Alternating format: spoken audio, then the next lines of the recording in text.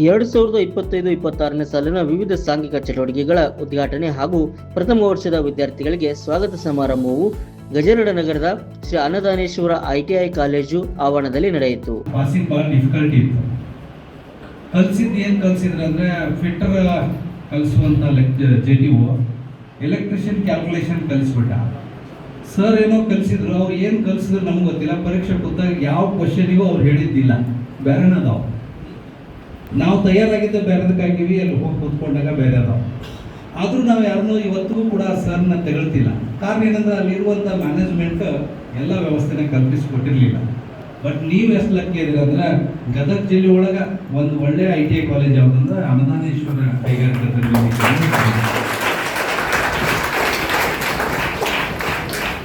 ಇಲ್ಲಿರುವಂಥ ಎಲ್ಲ ಮ್ಯಾನೇಜ್ಮೆಂಟು ಭಾಳ ಕಷ್ಟಪಟ್ಟು ಎಲ್ಲ ಇಕ್ವಿಪ್ಮೆಂಟ್ ತೊಗೊಂಡು ಬಂದಿದೆ. ಹೆಚ್ಚು ಕಡಿಮೆ ITIನ ನೀವೇ ನೋಡ್ಕೊಂಬರ್ರಿ, ಬೇರೆ ಬೇರೆ ITI ಕಾಲೇಜ್ಗಳನ್ನ ನೋಡ್ಕೊಂಬರ್ರಿ. ಗುಡಾನೆ ನಡೆಸ್ತಾರ, ಶೆಡ್ನೆ ನಡೆಸ್ತಾರ, ಇಲ್ಲ ಯಾವುದಾದ್ರು ಸೊಸೈಟಿ ನಡೆಸ್ತಾರ, ಇನ್ನೆಲ್ಲೆಲ್ಲೋ ನಡೆಸ್ತಾರ. ಬಟ್ ITI ಬರಬೇಕಾದಂಥ ವಿದ್ಯಾರ್ಥಿಗಳಿಗೆ ಯಾರು ಅಂತಂದ್ರೆ, ಯಾರು ಬಡ ವಿದ್ಯಾರ್ಥಿಗಳಂತಾರ ಅವ್ರ ITI ಬರ್ತಾರ, ಯಾರಿಗೆ ಉದ್ಯೋಗದ ಅವಶ್ಯಕತೆ ಐತಿ ತಕ್ಷಣಕ್ಕೆ ಅವ್ರ ITI ಬರ್ತಾರ, ಯಾರು ಮುಂದೆ ಕಲಿಯೋದೇನು ಉದ್ದಕ್ಕೆ ಬೇಕಾಗಿಲ್ಲ ನಾ ತಕ್ಷಣಕ್ಕೆ ಏನಾದ್ರು ಒಂದು ಮಾಡಬೇಕನ್ನೋರು ITI ಬರ್ತಾರ.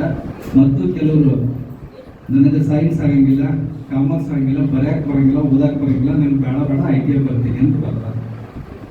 ಬಟ್ ಮಕ್ಕಳು ಇದುವರೆಗೂ ಸರ್ ಹೇಳಿದ್ರು, ನಿಮಗೆ ಸ್ಕಿಲ್ ಬಗ್ಗೆ ಹೇಳಿದ್ರು. ಸ್ಕಿಲ್ ಇಲ್ಲ ಅಂದ್ರೆ ಕಿಲ್ ಆಗ್ತೀರಿ, ಕಿಲ್ ಆಗಲಿಲ್ಲ ಅಂದ್ರೆ ಇಲ್ಲ ಆಗ್ತೀರಿ. ಉಳಿದಿದ್ದು ನಿಮ್ಗೆ ಎರಡು ಎಲ್ ಅದಾವ ಕೊನೆಗೆ. ಆ ಎರಡು ಎಲ್ ಯಾವುದಂದ್ರೆ love your self, like your self.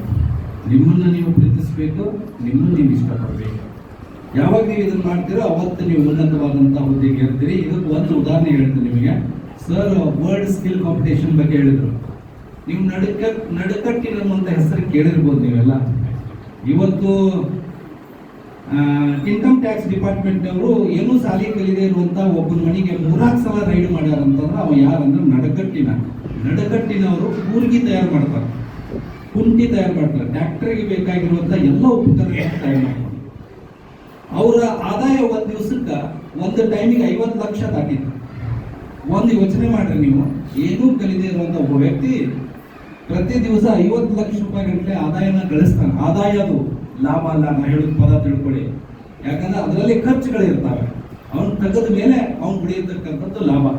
ಹಾಗಾಗಿ ಅವರ ಆದಾಯ 50 ಲಕ್ಷದವರೆಗೆ ಹೋಗುತ್ತಂದ್ರೆ ಪ್ರತಿ ದಿವಸ ಅವ್ರ ಸೇಲಿಂಗ್ ಎಷ್ಟಿತ್ತು. ಇವತ್ತು ಅವರನ್ನೇ ನೋಡಿ ನಮ್ಮ ಪ್ರಧಾನಮಂತ್ರಿ ಅವರು ಇನ್ಕಮ್ ಟ್ಯಾಕ್ಸ್ ಅವರಿಗೆ ರೈಡ್ ಆದ್ಮೇಲೆ ನಮ್ಮ ಪ್ರಧಾನಮಂತ್ರಿ ಅವರು ಅವರಿಗೆ ಅಪ್ರಿಸಿಯೇಷನ್ ಮಾಡ್ತಾರೆ. ಮನ್ ಕಿ ಬಾತ್ ನೋಡಕ್ಕೆ ನಡುಕಟ್ಟಿನನ್ನುವಂಥ ಒಬ್ಬ ಸಾಲಿ ಕಲಿದೇ ಇರುವಂಥ ಒಬ್ಬ ವ್ಯಕ್ತಿ ಇಂಥ ಒಂದು ಕೌಶಲ್ಯದಿಂದ ಜಗತ್ತಿನಲ್ಲಿ ಬೇರೆ ಬೇರೆ ದೇಶಗಳಿಗೆ ಅವನ ಪ್ರಾಡಕ್ಟ್ಗಳು ಎಕ್ಸ್ಪೋರ್ಟ್ ಆಗ್ತವೆ.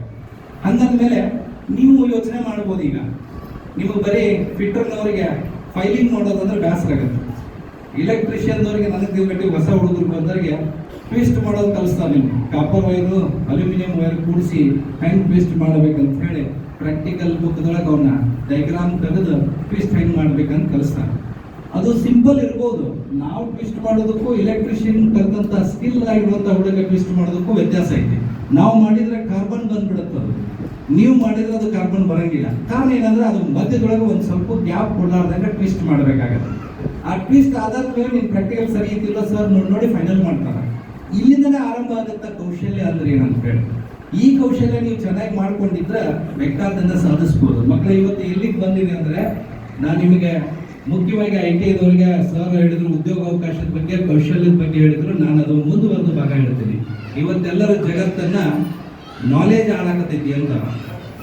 ಇದು ತಪ್ಪು. ಇನ್ಮೇಲೆ ನಾಲೆಜ್ ಆಳಂಗಿಲ್ಲ ಇನ್ಮೇಲೆ. ಯಾಕಂದ್ರೆ ನಾಲೆಜ್ ಎಲ್ಲಿ ಐತಿ ಅಂದ್ರೆ ನಿಮ್ಮ ಜೇಬ್ನೊಳಗೆ ಐತಿ, ಮೊಬೈಲ್ ಒಳಗೆ ನಿಮ್ಮ ನಾಲೆಜ್ ಐತಿ. ನಿಮ್ಗೇನು ಗೊತ್ತಿಲ್ಲ ಅದ್ರೊಳಗೆ ಹೇಳ್ಬಿಡುತ್ತೆ. ಕೇಳಬೇಕು, ಅದನ್ನ ಹೆಂಗೆ ತಿಳ್ಕೊಬೇಕು ಅನ್ನೋದು ನಿನಗೊಂದು ಬೇಕು. ಅದೇ ಇವತ್ತಿನ ಮೇಲೆ ಜಗತ್ತು ಆಳೋದು ನಾಲೆಜ್ ಅಲ್ಲ, ಕೌಶಲ್ಯ ಆಳುತ್ತೀವಿ. ಹಾಗಾಗಿ ಕೌಶಲ್ಯದ ಕಾಲ ಅಂತ ತಿಳ್ಕೊಂಡೆ ನಮ್ಮ ದೇಶದೊಳಗೆ ಇವತ್ತು ITIಗಳನ್ನು ಚೀನಾದ ಮಾದರಿಯಿಂದ ನಮ್ಮ ದೇಶದೊಳಗೆ ಮಾಡಿದ್ರು. ಇವತ್ತು ಏನಾಗಿದೆ ಅಂದ್ರೆ, ನಮ್ಮ ಗೆಳೆಯ ಒಬ್ಬ ರಾಮು ಅಂತಿದ್ದಾರೆ, ಬಾಗಲಕೋಟೆ ಮೂಲದವರು. ಇವತ್ತು ಅವನು ಮುಂಬೈದೊಳಗೆ ಸೆಟ್ಲ್ ಅದ. ಅವನು ಬಹಳ ಸಾಲಿ ಕತ್ತಿಲ್ಲ, PUCಗೆ ಡ್ರಾಪ್ ಔಟ್ ಅವನು. ಆಮೇಲೆ ಅವನು ಏನು ಮಾಡ್ದ, ಹೋಗಿ ಸರ್ಕಾರದಿಂದ ಈ ಇಂಡಸ್ಟ್ರಿಯಲ್ ಸೈಟ್ಗಳನ್ನ ತಗೊಂಡು ಅಲ್ಲಲ್ಲೇ ಫ್ಯಾಕ್ಟ್ರಿ ಮಾಡಿದ. ಫ್ಯಾಕ್ಟ್ರಿ ಮಾಡಿ ಅವನು ಪುಣಾದಲ್ಲಿ ಫ್ಯಾಕ್ಟ್ರಿ ಅದಾವು, ಬೆಳಗಾಂದೊಳಗೆ ಫ್ಯಾಕ್ಟ್ರಿ